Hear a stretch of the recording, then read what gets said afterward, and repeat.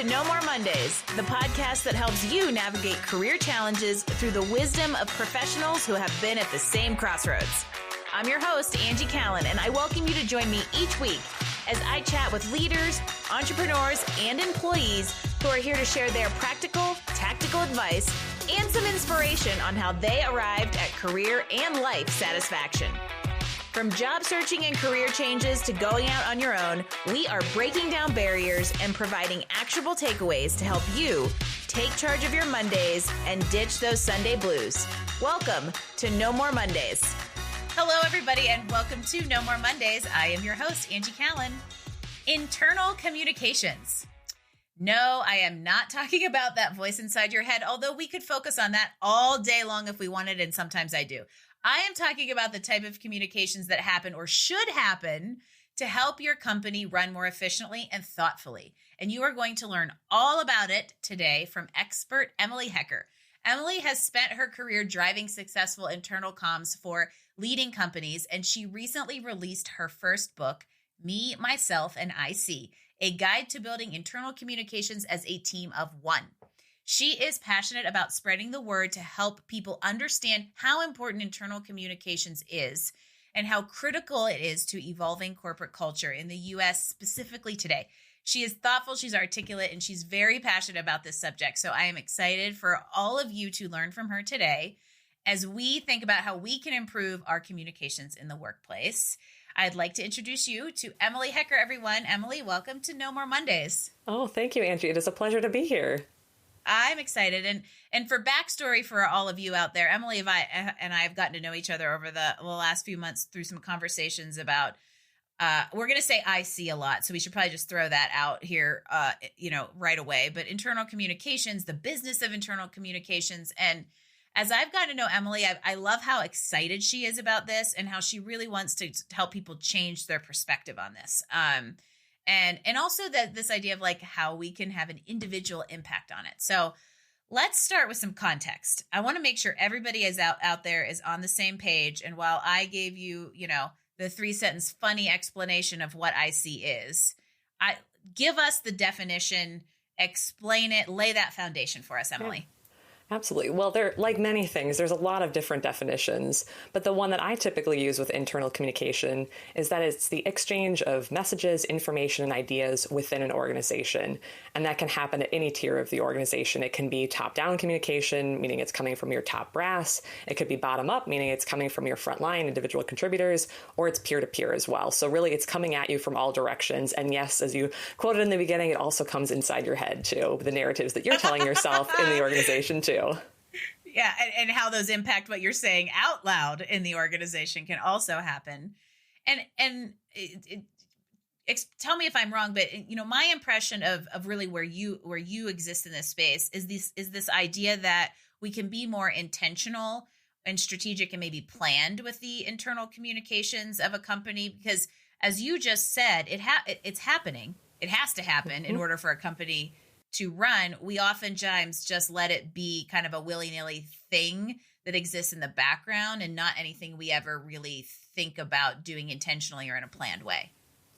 That is incredibly true. I think what I have observed in my career in communication, as you pointed out in a number of different industries, is that sometimes people forget that we all have a role to play within internal communication. We are all communicating every single day. We're just doing it at different levels. So I classify it as 3 different levels of people. You have your communicators. So this is anyone who's sharing a message or not sharing a message in an organization. So literally everybody is a communicator. And then there's tier 2, which is your communication practitioners. So these are people within an organization who are executing communication for the organization. They may have training in it. They may not have training on it. And then there's myself and my peer tier, which is the communication professionals. So we're the people who are both developing and implementing communication strategies.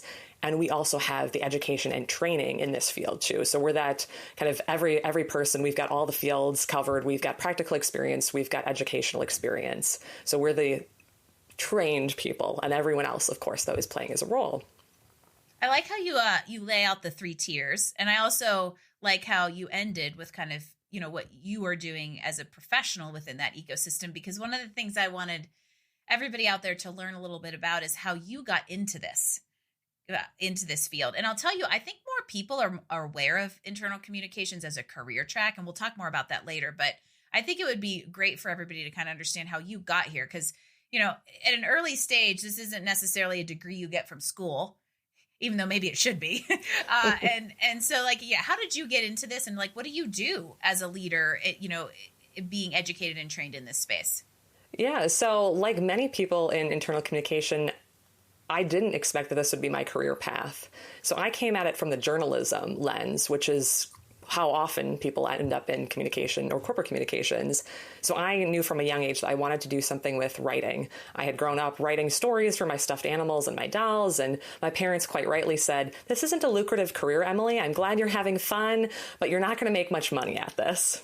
So then when I was in high school, I had the opportunity to take a journalism class, and I just fell in love with it because I got to exercise that storytelling muscle and exercise my curiosity and talk to people. I was kind of shy and introverted growing up.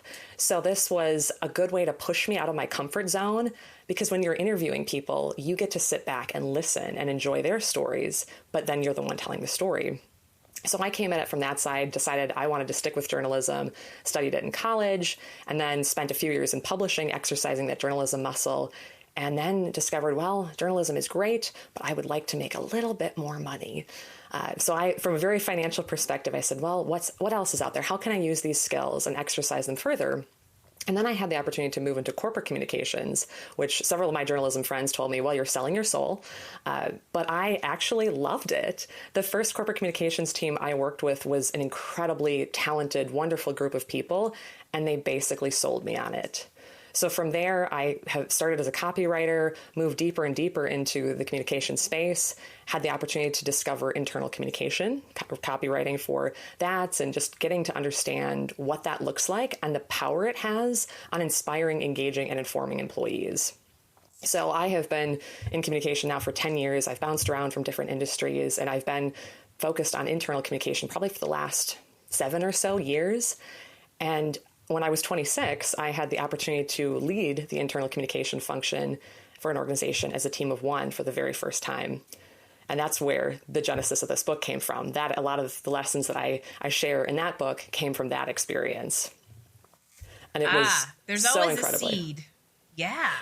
Absolutely. Well, and I want to stop and ask just real quickly. And this is a very fundamental understanding different careers and business functions kind of question I want to pose for everybody out there to understand. You brought up corporate communications, and the whole world of communications is a very nuanced. There's way more layers now than there were, when you and I started our careers, and our baby boomer parents told us the same thing, that you can't go draw for a living, right? Although I'm not an artistic creative kid, but I did want to be an exercise queen. I'm not quite sure how that panned out, but corporate communications in general has a lot of layers. So I would think it would be great to kind of draw the distinction between what's corporate versus what's internal communications.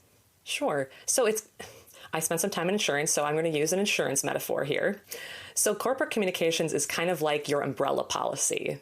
And then you have all of these different tiers within it. So internal communication is one of the tiers feeding up into corporate communications. Then you have external communications. Some organizations classify it as PR or use them interchangeably. And then you might have social media pulled out of there. You might have philanthropy tossed in there as well. It's really any touch point with an audience. It could be internal, it could be external, and that all creates that umbrella that is corporate communications. Love it. To give you one of those funny little internal communications is corporate communications, but not all corporate communications are internal communications. Corporate comms as the umbrella has a little bit of a marketing lens, whereas sometimes internal comms can fall under kind of human resources because it's within that kind of engagement piece, which might be the perfect setup to kind of go big picture here about why internal communications is so important in the workplace, should be so important in the workplace. Why does it deserve this intention and focus? Well, at the heart of every business is your people. And your employees are your audience for internal communication. And without your people, you don't have a business. So there's always this balancing act between client or customer experience an employee experience. And quite often, what I see happening in organizations is that the lean is toward the client and customer experience. And people are forgetting that, hey, your employees are the ones facing those clients and those customers. So if they're not engaged, they're not satisfied, they're not productive, they're not high performing, your clients and your customers will feel it. So it's that domino effect. If you get the employee experience and the internal communication portion right, you're going to influence that client and customer facing experience. I couldn't have said it better. And I'm hoping that we are having this conversation and that you have a book because there's more awareness around this. I think that culture, to me, like internal communications is a function of kind of corporate culture. Mm-hmm. And you can either have one or define it, or you can just let it roam wild and see kind of what happens. And so if we're right in this idea that a shift has happened, I'm curious kind of what you've seen in that idea that like, am I right? Are corporations and our businesses prioritizing internal communications differently? Are they taking a different approach to it due to different societal changes? How's that look? I'd say it's different depending on the organization. The period of COVID and following COVID really emphasized the need for internal communication, and that surfaced a lot of issues that we as communication professionals knew existed and had been talking about for years, sometimes decades, depending on who you're talking to. And you're like, hi, we just needed a pandemic to wake the rest of you up. Yes. And that is the unfortunate reality of working in this field, is that it takes a crisis to go into the spotlight. So I'd say I've seen organizations really lean into that and keep that momentum building following the pandemic. They had, maybe launched an employee app to more effectively reach frontliners. They'd launched a new intranet. They'd launched a new CEO at-home video series, fireside chats, all these different tools that they're continuing. And then some organizations took the approach of, well, you did great during COVID, everyone. We're so grateful for you. Now it's time to allocate that budget elsewhere and go back in your box, and maybe there'll be another crisis where you can shine. So it's really a mixed bag is probably the best way to describe it. And really, and we talk about this a lot here, and I talk about this a lot with clients. Could you give your people a bigger slap in the face? Right? We're dealing with this whole, and I know a lot of internal communications, and if any of Emily's peers are listening, I'm sure you're kind of laughing at this idea that some of the internal communications out there lately has been to get people to buy in to coming back to work and all that kind of stuff, which just rolls back up to the flawed system that we're in, that after, hey, you worked at home and managed kids having school and 5,000 other things, from home totally well for 3 years.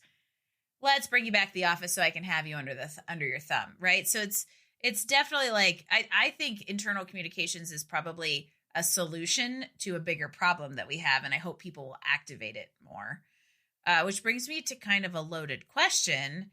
What are some of the pitfalls that you're seeing in this area of business operations, right? Where do people really get this wrong? I think it goes back to the key point we mentioned earlier, which is people don't understand the role they play. I've worked with leaders who are very shy about communicating and are very uncomfortable communicating.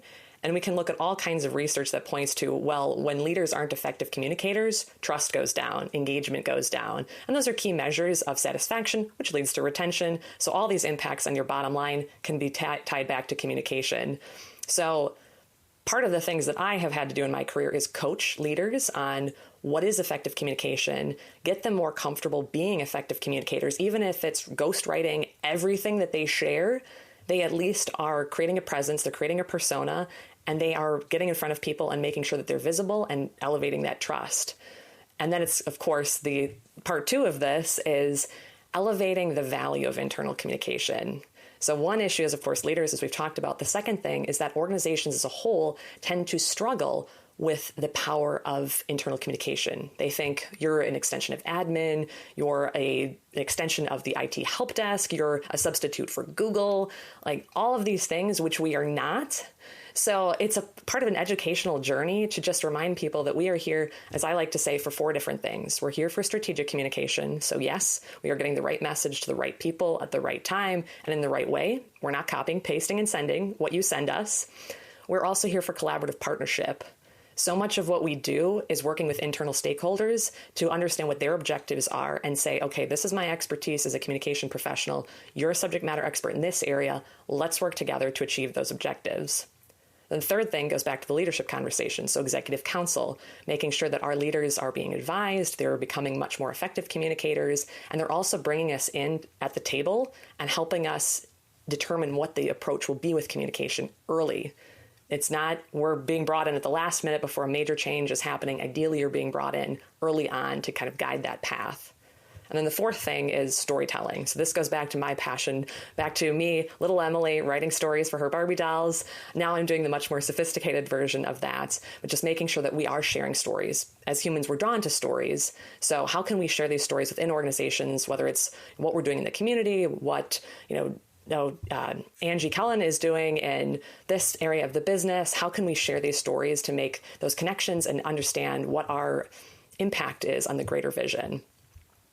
I think this is so interesting, and the storytelling piece is where it all comes together, I think. And something that I keep coming back to is, for those of you that listen to No More Mondays frequently, you hear us talk about personal brand a lot, and in the entrepreneurial world, in the career world, personal brand's a big thing. And one of the things I often say is that you have one whether you know it or not, right? People are saying something about you when you leave the room, whether you know it or not. It's up to you. It's in your best interest to make sure they're saying what you want and that you've defined what you want them to say. I feel like the exact same thing applies to internal communications. There is an internal communications, do we even call it strategy or type within every single company? Most just don't take the time to define it. So it just kind of, spirals out of control or takes on its own energy without anybody really ever controlling it. And it's in your best interest to control it. Oh, absolutely. And if there is an internal communication team, an actual group of trained professionals, there should be an internal communication strategy. That being said, there's a lot of people who are executing internal communication, but they're also the office manager. It's that communication practitioner bucket that we talked about earlier. So if it's that case, then your expectations should be appropriate to that person's level of expertise. But if you have a trained internal comms professional or professionals, ideally, there should be that strategy and that driving force. And a lot of what we're talking about here really rolls up to, it's a function of employee engagement. And going back to what you said at the beginning, Emily, about if you actually look at the people, and this is soapbox right here, this is total soapbox because this irritates me. But if you really look at the people as your biggest investment, because you should look at your people as your biggest investment, and you take something like internal communications and apply it to drive their engagement, your business will grow and change for the better. You have higher retention, you have higher productivity. There's all kinds of good stuff that comes out of this. And one thing I was curious about, this is another put you on the spot loaded question. When you were talking about those four kind of key areas that you work with and that leadership training piece and the executive council, I'm curious. I love generational things in the workplace, and I'm curious what trends you see there around where internal communications tends to get more pushback or tends to have more challenges based on who is leading and that whole little picture. Tell me more about that. From what I've seen, it's not a generational thing. I have seen everyone from baby boomers to Gen Z highly excited about internal communication. And I've also seen every single one of those generations shy away from communication. Probably less so Gen Z. I'm surprised. Yeah, it's really dependent upon the person more so than the generation, I think. Because I've worked with leaders who are my parents' age, so they're boomers. But they are just so excited to get in front of an audience, and they will star in a TikTok video that's being shared internally, so comfortable with it. And then you have someone in the same generation who says, I'm not comfortable speaking as a keynote at our leadership summit, even though I'm one of the top executives here. So I really don't think it's generational. I think maybe the younger generations are or have higher expectations for the communication because we're so highly connected. But I think the comfort level with having communication just varies. Oh, I think that's fascinating. And I'm surprised. I'm surprised that there aren't more common trends there. But if I think through it, because I would have expected older generations to be more resistant of it because, baby boomers tend to be a little bit of a sweep it under the rug, don't talk about uncomfortable things type of people. And so, I feel like there'd be resistance into translating that into let's talk about uncomfortable things with a whole team in a professional environment where we don't talk about uncomfortable things, right? But then when I start to, and so I'm glad that isn't the case. But then when I, on the flip side, think about younger generation, they tend to have a real vulnerability component around some of this stuff. I think largely because, especially like younger millennials, Gen Z, have a real problem with like social media and feel very vulnerable and exposed with it. So I can see where this type of thing would be a little bit of a challenge, for them to embrace because it feels a little sticky, but at the same time, they want that connection in the culture. So it's a little bit of like a double-edged sword. Oh yeah. We all have different expectations. I think that's what it boils down to. And the younger generations you've pointed out are looking for more transparency from leaders. We, as the baby boomers speaking to baby boomers, you might be thinking more, well, why are we talking about mental health and well-being and pronoun usage and all of this? And the younger generation's like, yeah, well, give me more of this content. Tell me more. So I think maybe the hunger is there for communication. It's just the messaging and the messaging buckets that you put this in would differ by generation. Yes, and then there's the idea of like, I agree with you. The need, the demand is there. Now it's like into the mechanics of how do we make the kind of global buy-in. And so if you were going to talk to leaders, if we have some leaders listening of any age, what would you tell a leader they can do simply to improve this area? Whether there's a full IC program in existence, whether there's a department, or whether there's absolutely nothing. What are some small things a leader can do to be more intentional about IC? The best thing that they can do is establish clear expectations for themselves. So take yourself through an assessment of what you want your expectations for yourself and ideally your direct reports and your fellow leaders to be when it comes to communication. So establish a clear style. Do you want to be that connector between the big picture? Do you want to be transparent? Do you want to be authentic? Do you want to encourage two-way communication? So walk yourself through, what does my ideal vision look like? And ideally, you'd also have a conversation with your communication professionals in-house. It doesn't have to be specifically internal communication, PR people, external comms, they can all advise on this, but just make it a priority is the key thing, and then establish those expectations. Yeah, it's like start the conversation is a big part of it, right? Like be intentional. And I love that the first thing you said is like look inward, right? Yep. Leaders love to like, and if you're a good leader, you like to self-reflect. If you're in the management department, you probably don't, which means you should do this. But I do think there's that like, okay, what do I want to put into this kind of idea? And you have the ability to do that. And now I want to go to the flip side because I love the subtitle of your book, Building Internal Communications as a Team of One, because to me it means one person can impact this area.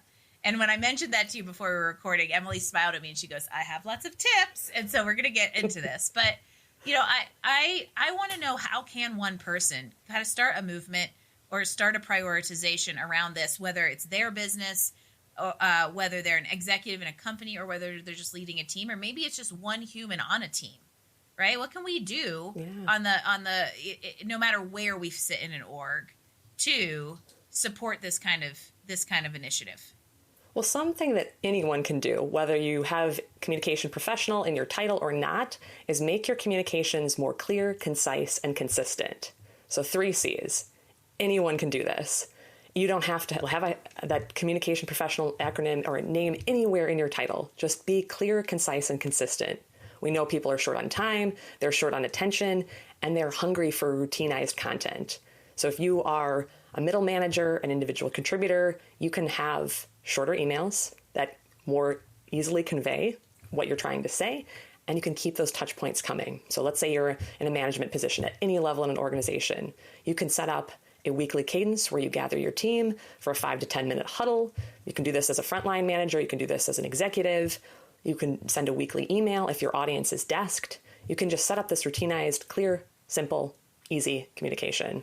So that's one tip that anyone can do. I think we overcomplicate things. Yep. Everything. We overcomplicate everything. And I love the idea of just simplify it all, right? Simplify it all. Be a human talking to a human, which is also where I think some of the complication comes in, right? We get so caught up in like, oh, how do I wordsmith this? How do I make sure I mitigate my risk? How do I make sure I'm not saying something I could get in trouble for? and all those kinds of things. I love the idea of like the triple C: be clear, be concise, be consistent. And I'm almost going to put you on the spot because this is the practical advice segment, everyone. So we're getting into the tips. How can we be more clear, concise, and consistent? Well, if you're feeling shy, you can use AI. That is a great tool. If you struggle with writing these beautifully crafted 1,000-word messages, you have put your heart and soul into this message, and you just cannot think of a single word that doesn't need to be there. Probably 900 of those 1,000 words don't need to be there.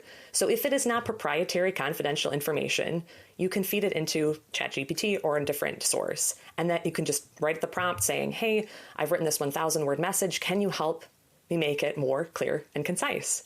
And voila, within seconds, your beautifully crafted essay will be condensed down to one very delightful paragraph that you can pop into an email and off you go. So if you're shy, that's one way to go. If you're feeling less shy and you like to take a more collaborative approach and have a thought leader or a professional reach out to you, go ahead, contact someone in your organization. If you work for an organization that's a communication professional, say, hey, Emily, I would love to work on my communication and make it more effective. I want to be more clear, concise, and consistent. Can you give me some coaching, some resources to do that? And I will say, yes, absolutely. So some of the things that I recommend, since we are in the practical guidance segment, is take the journalist approach of the inverted pyramid style. And I love the inverted pyramid style because I came out of journalism. And that basically means that you flip the script and you have the headline right at the first. So if people stop reading after one sentence, they have the information they need. So think about when you're reading a news article in print, in digital. If you read that one sentence, you have the gist of the story. Then if you go deeper, you get the rest of the who, what, when, where, why, and hows.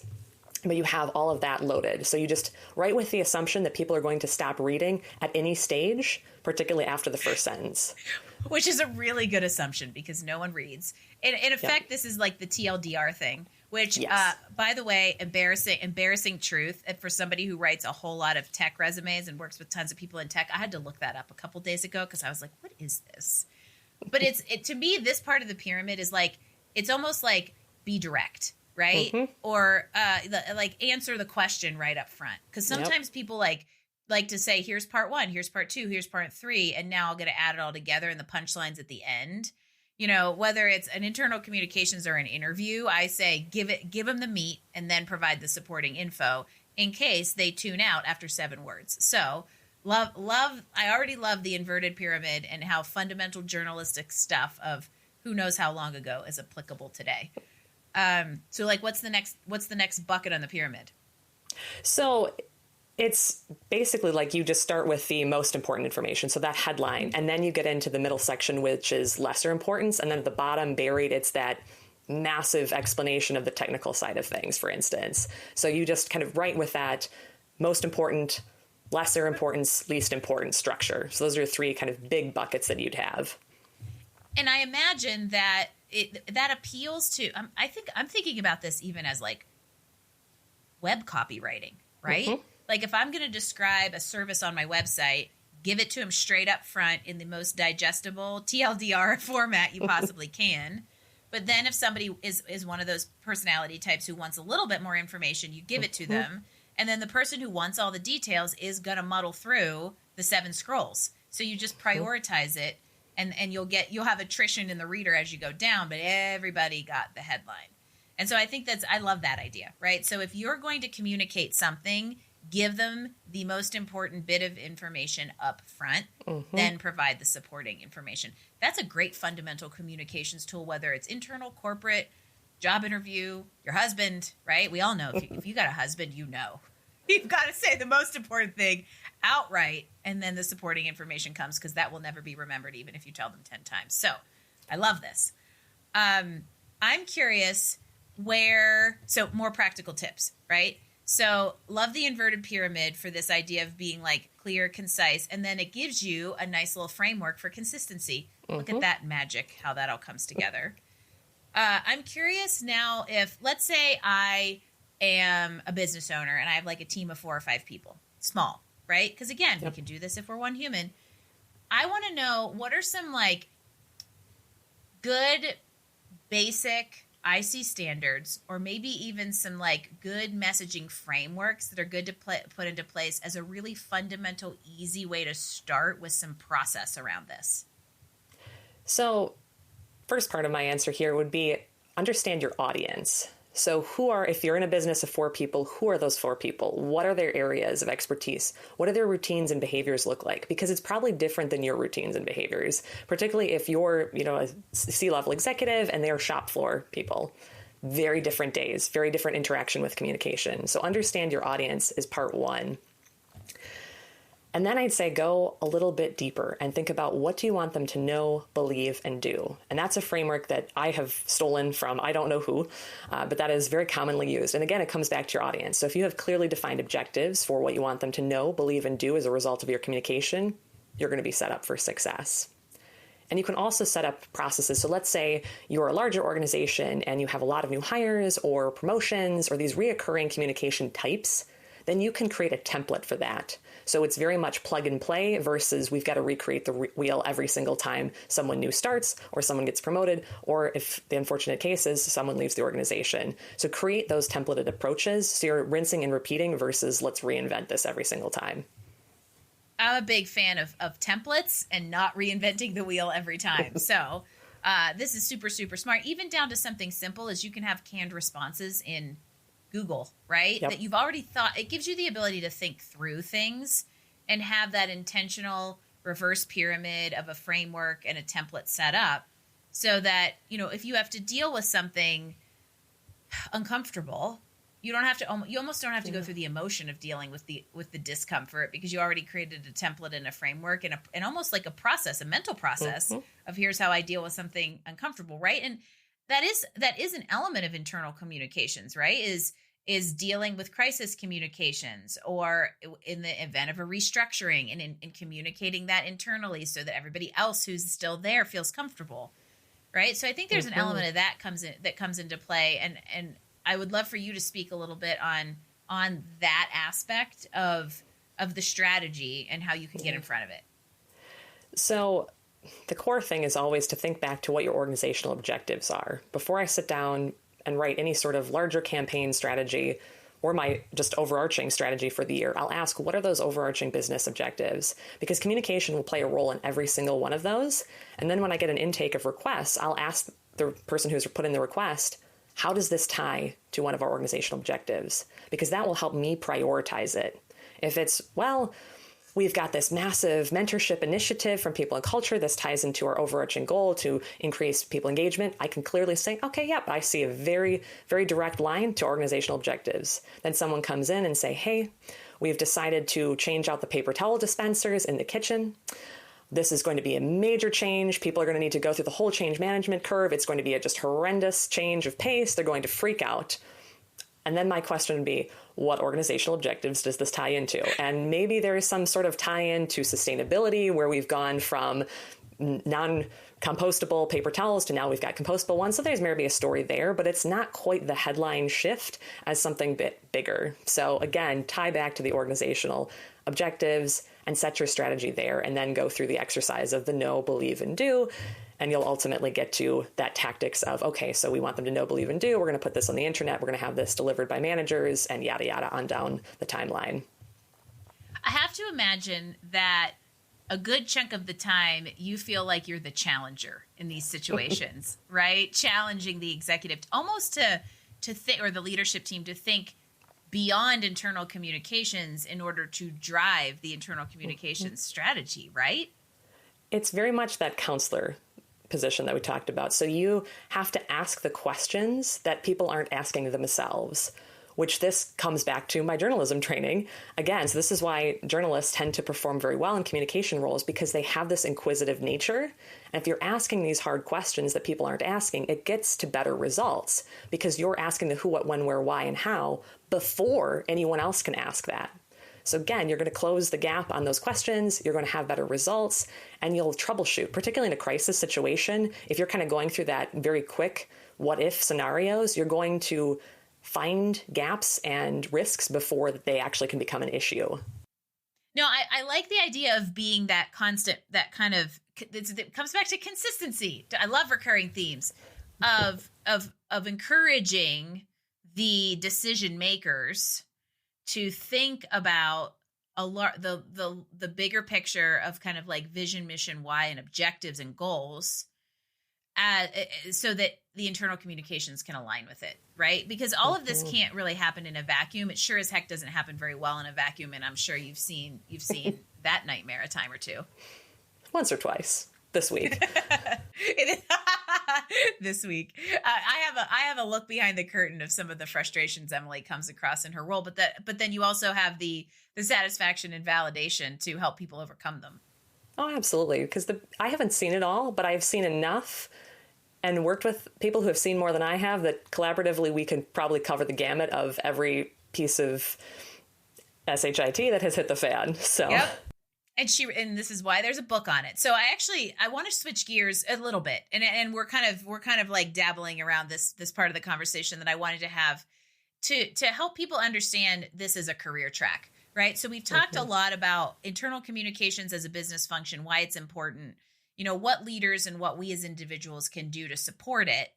But I also know a lot of people who are more aware of this and the viability it has as a career track. So I would love, just from a professional advice or a professional perspective, what's some advice you have for people out there who might be interested in getting into this work, but doing so in an informed, trained way and not like the willy-nilly, right? Skills to build, training to get, experience to gain. What are your thoughts on that? Yeah, I would say go for it. If you have an interest in internal communication, get on LinkedIn. There are so many incredible thought leaders and communities you can join out there, and they're global. We are in such a global world that I have connected with people on LinkedIn in the UK, Mexico City. I had someone reach out to me about my book who was in the Czech Republic. Like, we are such a community of internal communication professionals, and everyone's so welcoming and would happily set up a virtual coffee to spend, 20, 30 minutes talking about what internal communication is like. So get connected on LinkedIn, listen to podcasts. I have a few that I really enjoy for internal comms. I won't name them because I don't want to feel that anyone is being left out in the internal comms community that I haven't yet discovered. But it's just a way to, if you're interested in this field, but you don't have anyone in your network who's in it or knows someone who's in it that can connect you organically, then go out, get connected on LinkedIn, listen to podcasts, read books. Selfish plug for my book. There's that one. There's many, many others. Maximizing Internal Communication by Paul Barton is one of the first ones that I read specifically about internal communication. Great book, great foundational, very practical guidance too. So I know you like book tips on this podcast, Angie. Book so tips, there's one for you. Well, and we're going to link some of this. We'll link some of this stuff in the show notes, including a few of your favorite podcasts, just as resources around this subject, because I think that those are great things to put out there. And I love this idea of, if you're curious about this as a possible profession, but also if you're curious about this as a leader who has the ability to really prioritize this in business, these are all really, really great resources. And, I'll also challenge those of you who are like, I would love to be in internal communications. Refine your journalistic tendencies, because that is definitely a great skill set to bring to this, as we flip that pyramid and as you become the inquisitor to the leaders who want to implement these kinds of things. And you did mention the book, which I want to talk about. We're going to let you brag. I want to hear more about it. So I want to know, what was it like to write it? What do you hope to give readers through it? Tell me more about the book. Yeah. So I think I started alluding to the fact that the genesis of this book was the first time I stepped into an internal communication lead role as a team of one. And I will be quite honest with you, I didn't know everything that I needed to know at that point in my career. Like so many people, you just find yourself in this situation. But it was such an incredibly transformative moment because I had come into this organization and didn't expect that I would be focused on internal communication. I had a job description in front of me that had just this laundry list of communication responsibilities, a few of which directly pertained to internal comms, but not all of them. So I came in, I was the second hire on this restarted communication team, looked at the landscape, determined, well, we've got an intranet, we've got a weekly newsletter, we've got an email inbox, and we're seeing success as, well, we sent an email, therefore we communicated. And I knew enough at that point to say, this is not how we do things. We can do this better. So I had a conversation with my boss and I said, can I dig in here? I've worked with internal communication professionals before. I've written plenty of internal communication in my careers. I would love to just dig in here. And he gave me the autonomy and the trust that I needed to go out and figure it out And I just am so grateful to this day that he gave me that opportunity. So as I was doing all of this, I was getting scrappy. I was leveraging all of my skills that I had come to this point, and I was reaching out and trying to self-teach a lot of what I didn't know yet, like how to do an internal communication audit. So I had to kind of resource this, bootstrap it. And it was such an interesting journey because along the way, I discovered how many of my peers were also teams of one in their organizations, or they had been a team of one at some point. And I was looking for, like, where is the self-help guide for this? We're all doing this, but where is that guidebook that says, here's how to build your team as a team of one? There's plenty of content out there about how to build your communication team. Like, oh, you should have someone doing design and you should have someone doing videography, and then you'll have the words person. That's great. I don't have the budget for that at this stage. It's just me. How do I do this? And I kept coming up with just more people like me who were doing it, but there were no resources. So I said to myself, well, hey, I've spent how many years doing this type of work? I've learned a lot of hard lessons. Why don't I write that book? Why don't I sit down, do a brain dump? Someone had told me that if you can speak for 5 hours on a topic, you can write a book. So it definitely took more than 5 hours to write the book. But if I read it aloud, I could probably do it in 5 hours. So it just gave me the push. And I've always said that I've had a book in me at some point. I did not expect it to be this book. But it was an incredible process because I reflected on everything that I'd learned and everything that I wished I would have known earlier in my career. So my intention and hope with this book is that people like myself who found themselves or are finding themselves in internal communication roles as a team of one, they have that guidebook that I wished I would have had. And if there's someone out there who's a leader of internal communication or looking to start an internal communication function and they have no idea what they're doing, pick it up too. You can find value in it. Or if it's anyone who is curious about how can we do this better? Again, I'm not an internal communication professional. I don't oversee it, but I'm curious. Pick it up too. It's really written with the intention that it can apply to anyone who's working in an organization that communicates. I love that you're like, this doesn't exist. I wish it did. I'm just going to create it, right? And I think for a lot of us who feel like there's a book in us, it rarely ends up being the one we think it's going to be. Yep. But I think the best resources come from the, hands-on real world experience that you got from, stitching the scrappiness into some sort of cohesive plan that now others have access to.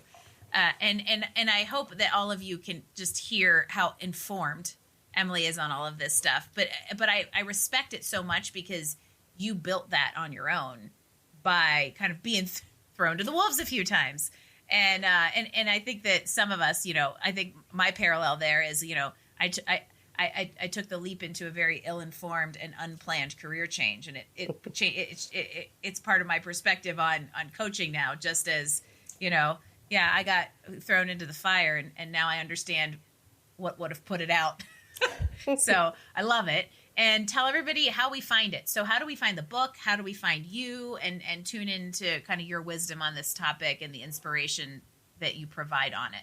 Yeah, so I am very active on LinkedIn. I've got content about my book sometimes I've got excerpts. So if you want to just get a flavor of what it is before making the purchase, go out, test it, do that little trial period. It's very snack size, or just connect with me. I love hearing what's going right and what's going wrong in different organizations, different industries when it comes to internal communication. So don't hesitate to reach out to me there.